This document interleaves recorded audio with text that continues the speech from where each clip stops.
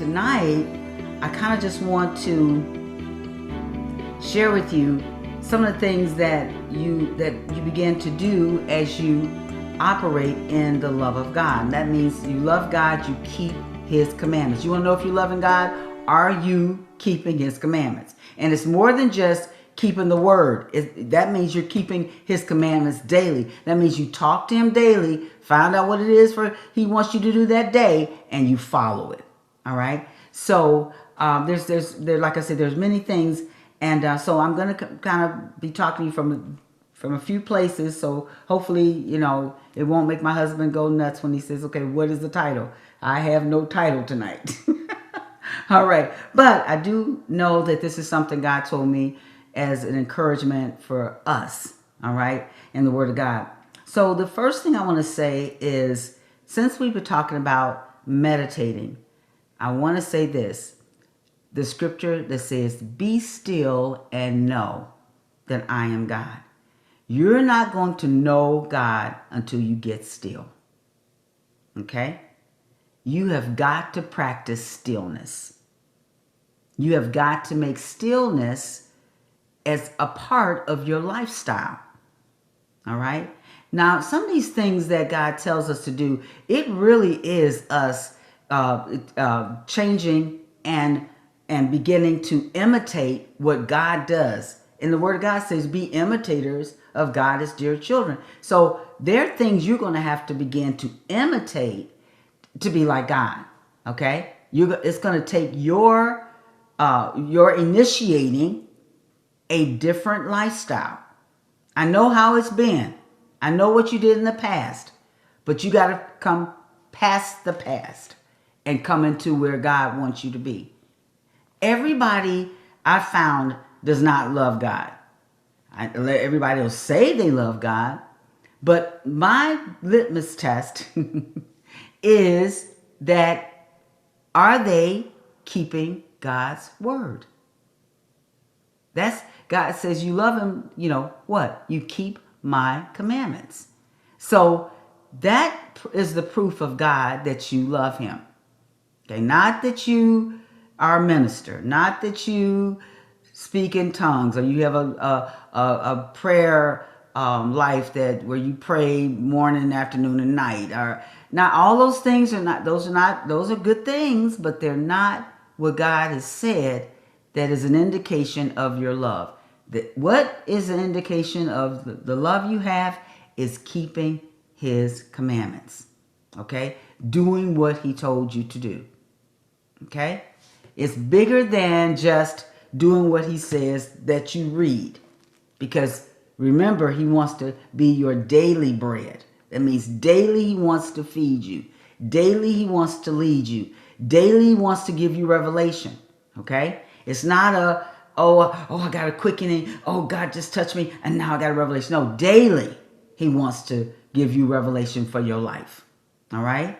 So how can you walk, in God without Him telling you how to walk? If it's in Him.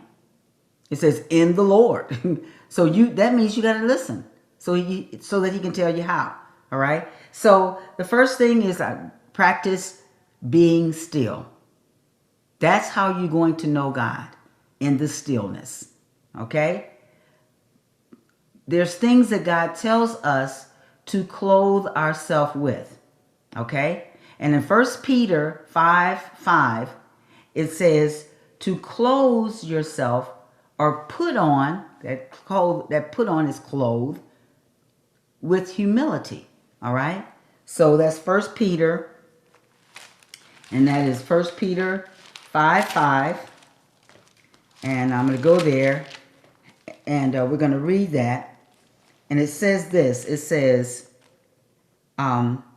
likewise, ye younger, submit yourselves unto the elder. Yes, all of you be subject one to another, and be clothed with humility. For God resists the proud and gives grace to the humble. So it says, humble yourselves, verse 6. So 1 Peter 5:5-6. Humble yourselves, therefore, under the mighty hand of God, that He may exalt you in due time. Okay? Now, then it says everybody knows this, in verse 7, casting all your care upon him, for he careth for you. All right? So you're able to cast your care on him because you have put on or clothed yourself with humility, meaning you have not first. Now you did the first thing. You've submitted yourself to God. You've seen who God says you are. Then you resist. You humble yourselves under God's hand. All right, under His hand, His power, His authority, that He will exalt you. And then cast all your cares upon him, for he cares for you. But listen, I want to go on in verse 8. It says, be sober, be vigilant. Where does that sober and vigilant, where's that at in you? When it says, be sober, be vigilant, where is that? Where's the sober and the vigilant? Is it in your arms, your body? Is it in your mind? Is that in your mind? Yeah, in the mind. Okay? All right? So, just as in the mind, you become proud. He said, because he's telling you, listen, put on humility. You do that. I heard somebody say this once. I thought it was really good. They said, if you try to humble someone, you will make them humiliated. You can't humble a person. They've got to humble themselves. So it's their responsibility to clothe themselves with humility. All right? Is everybody with me on that? Okay. Hopefully you guys are. I'm just going to say I heard you. All right. And then it goes on to verse 6. So it goes on to say, because, be sober and vigilant, because your adversary, the devil, as a roaring lion walking about, seeking whom he may devour. Okay? Whom resist steadfast in the faith. Okay, now, so what I want you to see is that he's telling you to be sober and to be vigilant. And he's telling you why. Because your adversary, the devil, is as a roaring lion. That as a roaring lion doesn't mean he's a roaring lion. We got people around making the devil a roaring lion. No, he's not a roaring lion. He doesn't have any authority, any power over you. He's been stripped. But he has the ability to deceive. Okay? And that's why you gotta be sober and vigilant. Okay? So that he will not deceive you as he's walking about trying to devour you through his lies, through the wiles of the devil, through the things that he does to get us to become dysfunctional, to get us to operate in evil, to get us to operate in things of man. All right. So you have to be sober and vigilant so that him doing that will not affect you, because it says whom resist steadfast in the faith. So you resisting the devil, being sober and vigilant, is resisting the devil. That's the way you resist him coming and being like that looking like that roaring lion, walking about, is that you are being what? Sober-minded. You're being vigilant, okay? And it says, knowing that the same afflictions are accomplished to your brethren that are in the world. But the God of all grace, who hath called us into his eternal glory by Christ Jesus, after that ye have suffered a while, make you perfect, establish, strengthen, settle you. Now listen at this. So he's saying that if you do what he's told you to do, and you resist and stay steadfast, stand and do not get off the word of faith. Okay, stand in faith, knowing that the afflictions, okay, that you're dealing with, that others are dealing with those same things. Okay, but he said, but understand this, that you might suffer a little while, but that suffering will make you perfect. It will establish you, strengthen you, and settle you. Now, I'm going to talk a little bit about suffering, because what has happened with us when it comes to trials or tests or tribulation or suffering, when we go through afflictions, we tend to do it and we get all upset. We moan, groan, murmur, complain. We do it exactly the opposite of what God said to do it.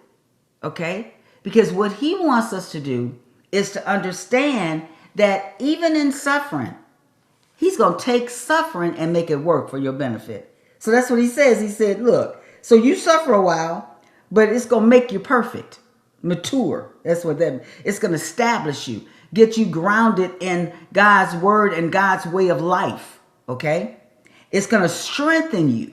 Okay, you know, well, I'm so weak. Well, sometimes you might need to go through a little suffering so you can be strengthened, because it says be strong in the power of his might. Okay, and then it's going to settle you. It's like that settle is like, now I'm it's like you got a house that you settle in, like everything is in it now, all is put in place. Look, that's your life now with the Lord. Okay? That's what suffering will do. It will cause you to be settled. Okay? And that show you that God's for you, God's with you, God will not leave you, God's giving you victory, God's giving you strength, God has encouraged you, God is your courage. God, so it will change you and to know to you that you are the character of God. Remember, we're basing it back in Genesis that we were created in the image of God, after the likeness of God. So that's how our character is God's character. The only way we're not operating like God is because we've been duped, been tricked by the devil. We've believed a lie. We've been taught a lie. We've been taught something that's been anti-God. We've been introduced to things that are unholy, that does not come from God. So you got to deal with that, boot out all that junk, cast the devil out, cast down imaginations, take thoughts captive. You got to do the work. All right? So anyway, this is what we are encouraging ourselves with, and knowing what God says. So I'm encouraged. So, okay, I might suffer a little while, but what it's going to bring to me. Do you know that when I was going through the things that I think the greatest suffering in my life was when I was a young adult. And when I was going through those things, I just thought, wow, it can't be any worse than this. This is living hell. But to date, though the suffering I did has made me walk the way I walk today with the Lord, trusting him, being fully persuaded, having confidence. And when I pray, he hears me, as long as I pray according to his word, according to his will for my life. Okay? Not trying to pray according to his will for your life, but for my life. That is why now it's like, yeah, I had that little suffering, but look at what it has done. Look how it has strengthened me. Look how bold that I am because of what God has done. I mean, everything that I was not like this before. I was such a wimp. I used to ask my sister to hold my hand at night so I could sleep, because I was afraid of everything and everybody. I was emotional, roller coaster, all the things that I lived back then. That suffering that I went through helped me to be who I am today. Okay? It helped me to now have the character of God. I have the character of God. Now, I may not be displaying it every day like I should be, but I have his character. And that's how you got to be. You can't sit there and say, well, I don't have the character of God. I'm broke. I'm a mess. I'm weak. No, you can't say that. You got to say what the word says about you. I don't care what it looks like. You are not the standard of the word. And I mean, that's the trick of the enemy right there. To make you think, oh, the word's going to fall apart because you're not doing it. No, it ain't going to fall apart. And it's not going to stop working because you're not doing it. Okay? So stop making yourself, stop looking at how you handle a situation and beat yourself up. This is a real big thing. People won't forgive. They'll forgive others, but they won't forgive themselves.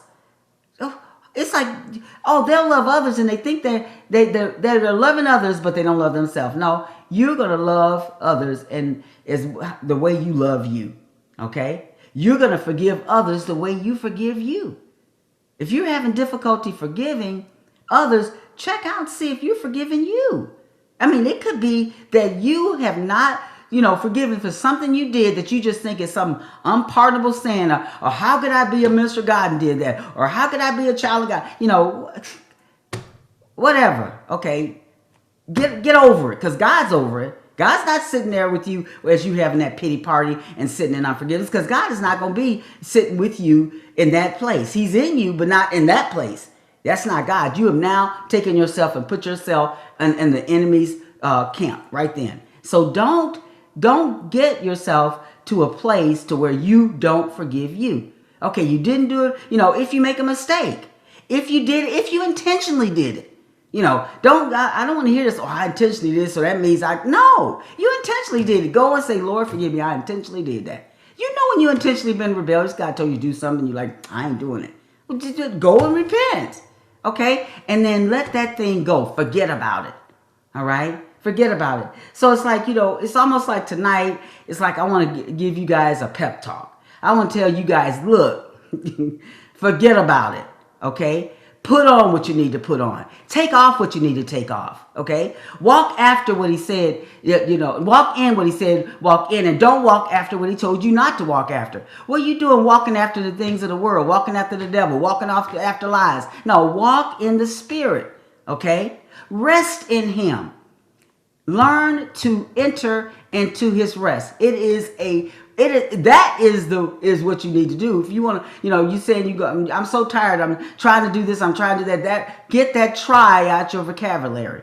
Make a definite decision of what you're going. I don't care if everything in you is telling you you can't do it. You're going to mess up. Say, shut up. I will do what God says.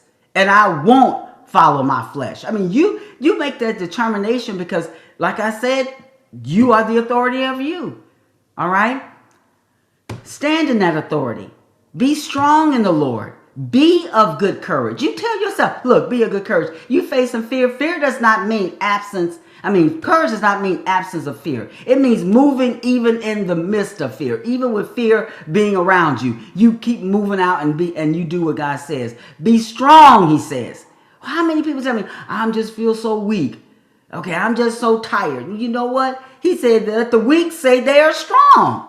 Okay, get in your word and do it and say it and believe it. And stand on it. Stand, he said. Stand therefore. It's funny that he said that stand 3 times. Like if you didn't hear me the first time I said stand again. And then he says it the 3rd time, stand therefore with your lions go. Where's your loins? I'm sorry, lions. Your loins. Your loins is your mind. Okay? Gird about with truth. All right? That's how you're going to stand, is with truth. Trusting God. Listening to God. Finding the truth. Truth, God is truth. You ain't going to find truth apart from God.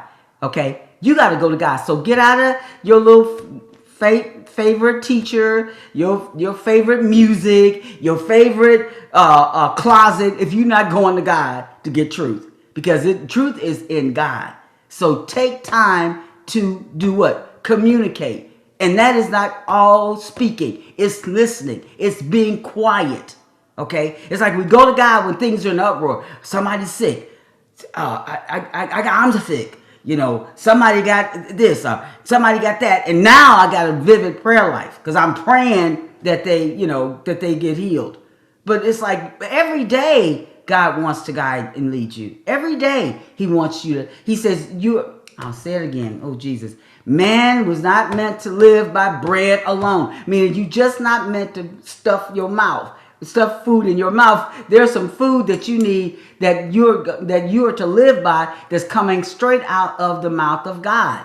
And you've got to be there so that he can tell you. You got to be still. You got to quiet yourself. Okay? You got to listen. You got to be sober and vigilant. Be sober-minded.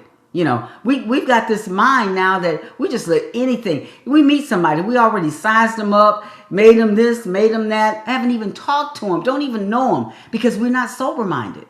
We think the worst, and that's not God. God isn't thinking the worst of you. He says he has good thoughts.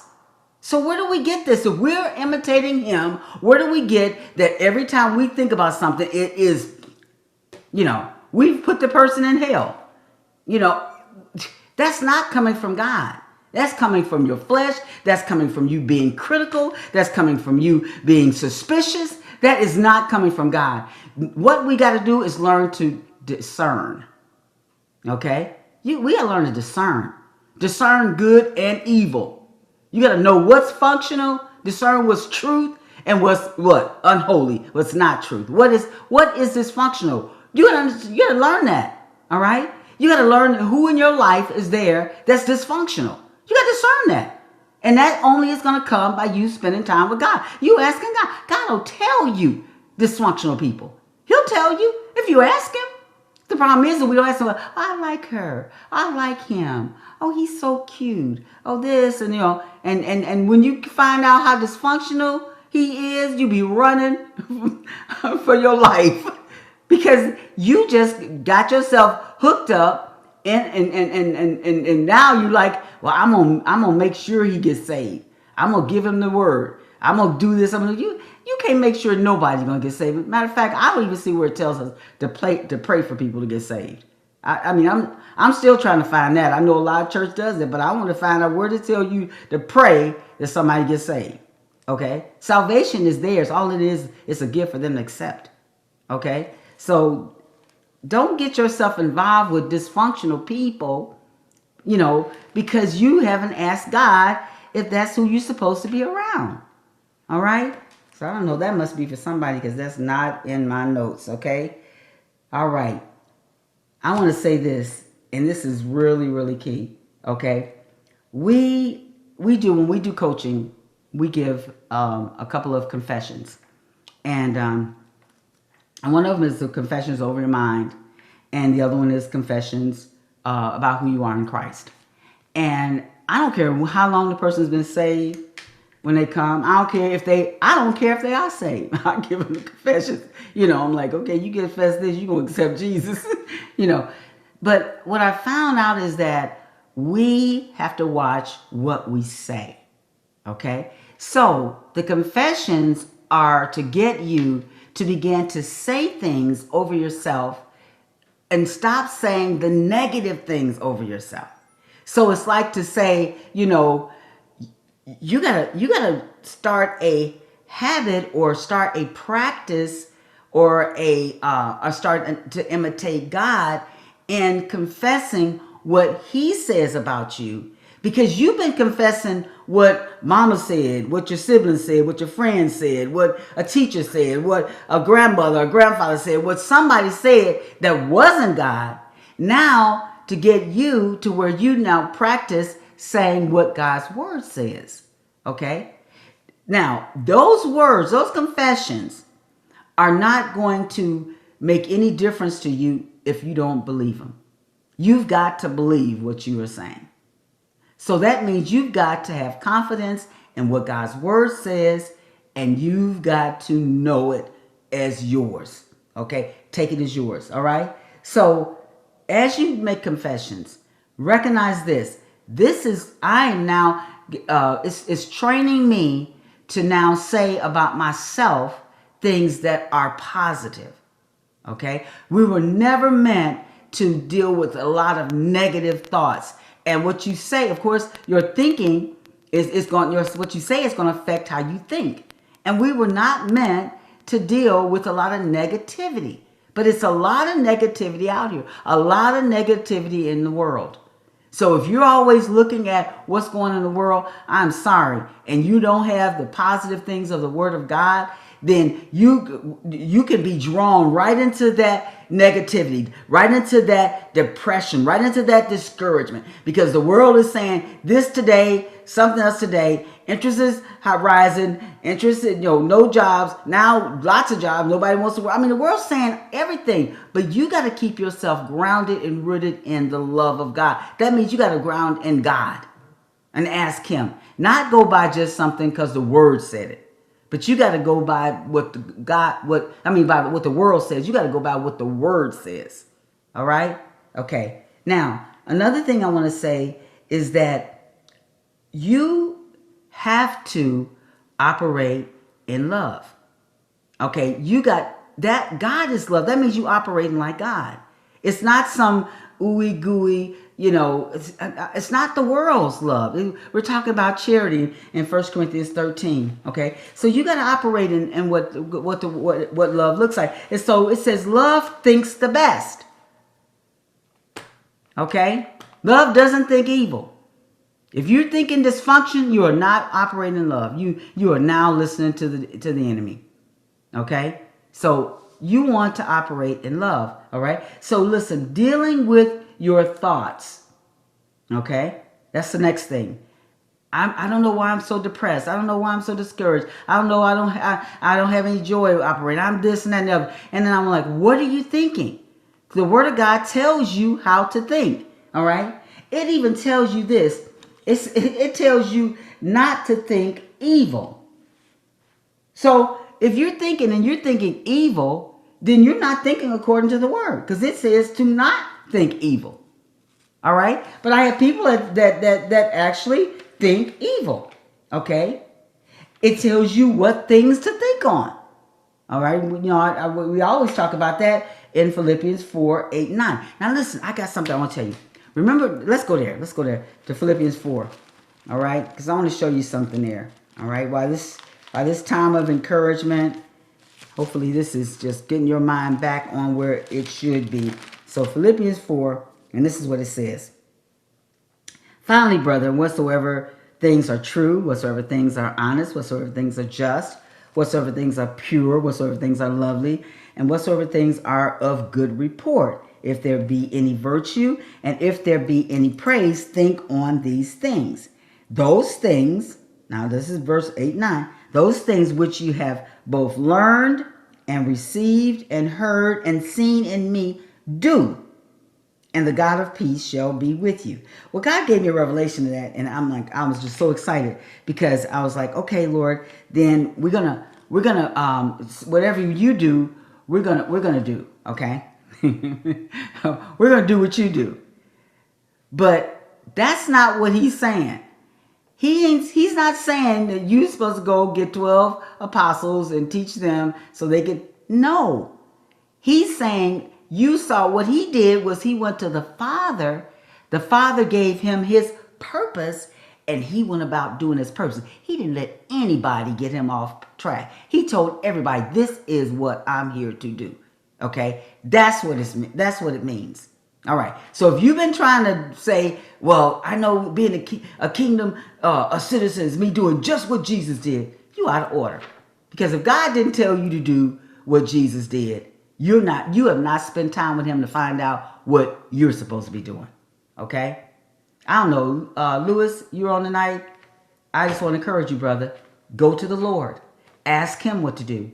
It doesn't matter if nobody else is doing what you're doing. It doesn't matter if nobody understands what you're doing. It doesn't matter if anybody is there to agree with what you're doing. You stay focused and do what God is telling you. And you're only going to know what to do by spending time with him. You're going to have to quiet and say, God, what is it you want me to do today? Where are you telling me? What am I supposed to? And you got to follow it like a road map. You don't know where you're going. You got to look at the map. You got to go to God. He's got to be your map. He's got to be where he tells you is the destination you got to get to. So you can't just go and do whatever so people will understand. You are not even there to even help them to understand. God, Jesus, when he told them what he's going to do, he wasn't trying to get them to understand it. He just said, this is what I am. So that's what that scripture means. All right. No one's going to get to copycat off somebody else's life. You aren't copycatting off Jesus' life. So I know religions told you that, but I'm telling you today, that is not what this word is saying. He's saying, watch how he did in his relationship with God. And you go to God like he went to God. Find out from what to say, what to do, where to go, and you do what he said. All right? Is everybody clear with me on that? Everybody understand that? Anybody lost? Anybody been told something different and is now like, okay, wait a minute. Tilt. I thought I was supposed to do what Jesus said. I thought I was supposed to do what I saw him doing. Okay? It's him, how he lived his life, relying on, having confidence in what God said. It was no negotiation with him. Now, he did ask in the Garden of Eden, he asked, was it another way? But it wasn't negotiating saying, I don't want to do it. It was like, now, can we do this another way? Because he didn't want to be separated from God, okay? He knew that separation from God, what that meant, okay? But he knew that if God said that's how and what it took, he was willing and ready. He said, not my will, but thy will be done, okay? All right, I'm going to give you guys an opportunity to say something. Look at, is that the right time? Okay, you guys had me start late, that's all. Oh my goodness. Okay, any questions? Everybody with me? Everybody understand what that means now? And go to the Lord. I'm telling you, go ask him. Say, Father, is when you said that in Philippians, would you mean I was supposed to go do everything I saw Jesus do? Okay, this could be why you don't have no peace. Because you trying to imitate what you seen somebody else do. And you're like, I don't have peace. Well, I don't have peace. Well, because it says that after it says, do what you heard and seen and me do, and the God of peace shall be with you. Then you're like, okay, now I see why I'm in peace. Because I've been trying to do it like I saw my pastor do it, or I saw Jesus do it, or I saw Paul do it. I have so many people. I'm just like Elijah. I'm like Elijah. No, I'm just like Jeremiah. I'm a weeping prophet. I'm like, no, you better be just like who God's made you. And you got to go to him to find out what it is you're supposed to do. Because you're trying to mimic yourself after somebody else because they're a prophet and you think they were powerful. And you think, boy, when I started digging into about Elijah, I was like, oh my God, Elijah was jacked up. He was a liar. He was a coward. It was things he was doing that I'm not going to pattern myself after that. I'm going to pattern myself after who God said that I am and nobody else. I can't be nobody but Dixie. If I'm anybody other than Dixie, I am a hypocrite. I am a play actor. I'm putting on an act. I'm lying. I am deceiving you. So this is what's going on though, people. If you trying to look like, live like, act like somebody else, you are being a hypocrite, a actor in a play. Okay? Now I'm not saying that people aren't out here some good actors, that they can act just like another person, but you know what? They are not that person. That is us. Now, hypocrite is not meaning you said you're going to do something, you do something else. That's not what hypocrite means. And that's what the church says. Because the church don't want to tell you being a hypocrite when you're trying to be like somebody else. It's like they want you to mimic. They want to have you conform. The religious church wants you to conform. Everybody be the same. Everybody do the same thing. Everybody be on the committee in the church. Everybody be sure you be. Don't you miss on this time. Don't you not be a part because we doing this. That is nothing more than religion. Religious. I'm talking about you being who God has made you to be and not being anybody else. Okay? That is where God wants us. That's where he wants us. Okay? And I'm going to tell you right now, you're going to get slack from that. People going to talk about you. People going, no, you look at you so weird. Yeah, you are supposed to be unique. Okay, not weird, but unique. Different, because you are not like anybody else. There will be no other person like you. You can search hard. No, that song they said, I looked all over, couldn't find nobody. And we said, nobody like you, Lord? Well, nobody like you. Nobody like you, Teresa. Nobody like you, Monica. Nobody like you, Tasha. Nobody like you, my goodness, Amy. Nobody like you, Luis. Nobody like you, Gabriel. Nobody like you, Apostle Robert. Nobody like you. I think that's my baby, Megan. Nobody like you, Cindy. Nobody like you, Amy. Nobody like you. Okay, Pamela, nobody like you. So don't imitate. Don't even try to be like Jesus. And that's what I'm saying. With what Jesus was destined to do. Nobody else is going to go to the cross. Nobody else is going to be the sacrifice. There ain't going to be no other lamb. Look at Revelation. There's only one lamb. Okay? So find out what God has for you to do and be found doing it. And like I said, you are going to suffer. You'll suffer from that. From just being who God told you to be. Because people have been, it's like they got this in them that they got to be like everybody. You got to look like everybody else. And first of all, it's easy. If everybody acts the same, does the same thing, it's easy. But when you got all these people being all these different ways, then it's like you gotta trust God. You gotta trust God to know, oh, okay, so that's how that person is. Okay, Lord, how do I deal with them? What do you want me to say? How do you want me, to interact with them? It's gonna take us trusting God and listening to Him. Okay? All right. Any questions? Any comments? Anything anybody got to share?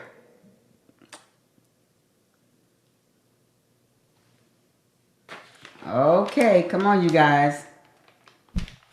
Well, I really enjoyed this. Let me tell you, man, you fired me up, man. I don't know, Apostle. Man, you got some good teachers over there. I don't know. It's a toss up here.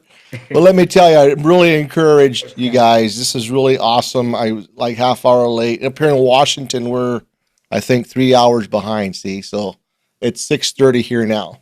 That's Or okay. a You couple got, hours, but but you're here. yeah, You got what So God had for you to get. So forgive yourself for being late, and thank man, God you got what He wanted you to hear. I just Because I felt like don't do that on my people. I don't do that on Zoom. I do it if I'm in person to person with people a lot, but I haven't done that on Zoom. But God told me to speak that specifically to you.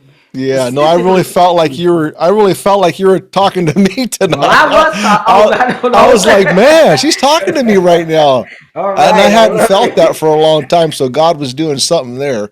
But I really Amen. appreciate that. That's really good. I just wanted to go back and reflect a little bit about, what the Holy Spirit's been teaching me, like the last month, and it just seems so elementary. But Mm, it's just like what you're saying. It's like, ask the Father, ask the Father. that's it. And it's like, man, I know that, and but it's like we just slip away from that. Yeah, and we And and you know what we start doing things based upon our feelings, based upon past, based upon what we think, yeah. instead of what the Word of God says. Yeah, no, That's and that's what I exactly what was we going to do. say. Yeah, exactly. Mm-hmm. That's what I was going to say too. We Mm-hmm. were learning on in the prophetic class that when, for example, when we Amen. have dreams, we want to judge it through the natural, and Yeah. that's a no-no. But same thing as living our everyday life. But it's I'm not going to say it's easy, but it's so much better when we step out in faith and I'll ask the Father, and Mm-hmm. it's like within that minute, I know that He's speaking to me.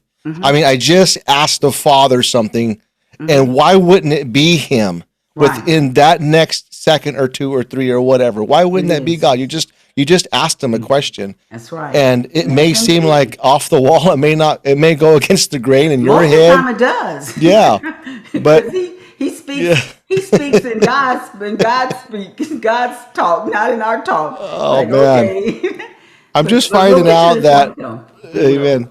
I'm just finding out that when I trust that voice and just let it be, even though it don't make sense, and I know that it's Him, it's Mm-hmm. just so much better. I mean, so many things happened today. I'm like, God, I'm just going to give it to you. He's like, glad. I'm glad you are going to give it to me. I don't Mm-hmm. want you to worry about that. I said, yeah, you're Mm-hmm. right, Lord. You That's don't want to right. worry about that. That's And then right. just like everything changed, like the next hour, like, wow, Lord, you just flipped that all the way around. I heard like, yeah, I told you I was going to take care of that. Keep doing that now. Mm-hmm.